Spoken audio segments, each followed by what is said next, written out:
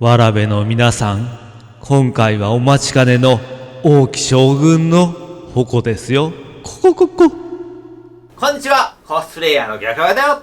今回はキングダムに登場する王騎の矛を作ってみました。王騎の矛は王騎が使っていることはもちろん、最後に秦に渡したことでとても印象深い武器ですね。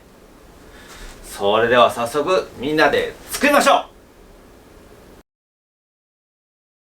工作用紙から刃のパーツを切り出します。工作用紙1枚では長さが足りないので、複数枚の工作用紙を糊で貼り合わせて長い工作用紙を作ります。貼り合わせたものから刃のパーツを切り出します。工作用紙は工作用の硬い紙です。100均やホームセンターで買えます。切り抜きが終わりました。COS ボードという材料から一通りのパーツを切り出します。COS ボードとはコスプレ造形向けのボード素材です。軽くて柔らかいですが、簡単には破れません。曲げても折れません。アニメショップ、東急ハンズ、大型手芸店、一部のホームセンター、Amazon や楽天で買えます。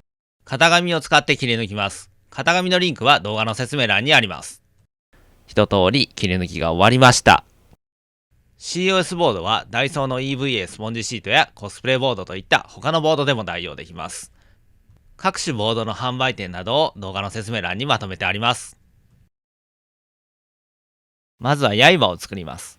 園芸用の棒を芯として使います。畑などで使われている棒ですね。ニッパーで程よい長さに切ります。中には鉄の棒が入っていてとても丈夫です。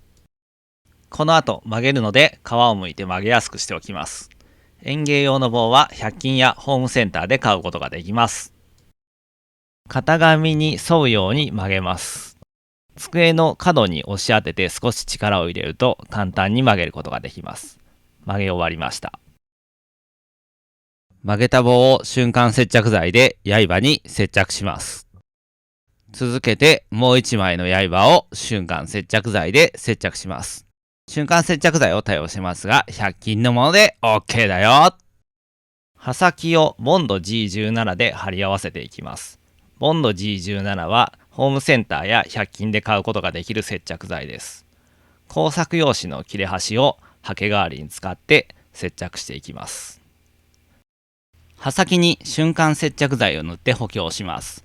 たっぷりと塗ってこぼれた分はいらない布などで拭き取ります。後ほど水道のパイプに差し込むのですが、今のままだとガバガバなので薄い COS ボードを貼り付けて厚みを稼ぎます。これで刃の組み立て完了です。逆用が他にもいろんな動画があります。この動画の後にぜひいろいろ見てってくださいね。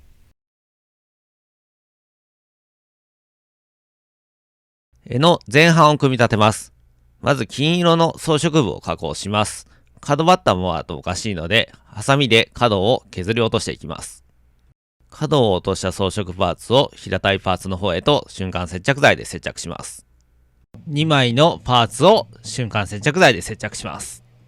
上下の縁のパーツです。これも同じように角を落とします。瞬間接着剤で縁に接着します。端と端を接着して筒状にします。このような接着しがたい箇所の接着の場合は瞬間接着剤と合わせてアルテコスプレーという瞬間接着剤硬化スプレーを使っております。これを使うと硬化が非常に早くなり、とても作業がやりやすくなります。ホームセンターの接着剤売り場で売られています。水道のパイプを2つに切ります。動画ではパイプカッターという専用の道具を使っていますが、ノコギリなどでも切れます。パイプもカッターもホームセンターで買えます。2つに切り終わりました。切った水道のパイプと薄い COS ボードをボンド G17 で接着します。瞬間接着剤でも接着できるのですが、面積が広いのでコスト的なことを考えてボンド G17 を使ってます。装飾部を差し込んで瞬間接着剤で接着します。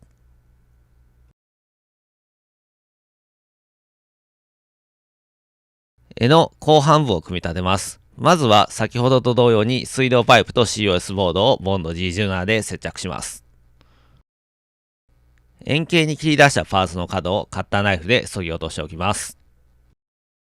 装飾にプラスチックの玉を使います。瞬間接着剤で接着します。これは東急ハンズで買いました。ホームセンターなどでも似たようなものがあるのではないかと思います。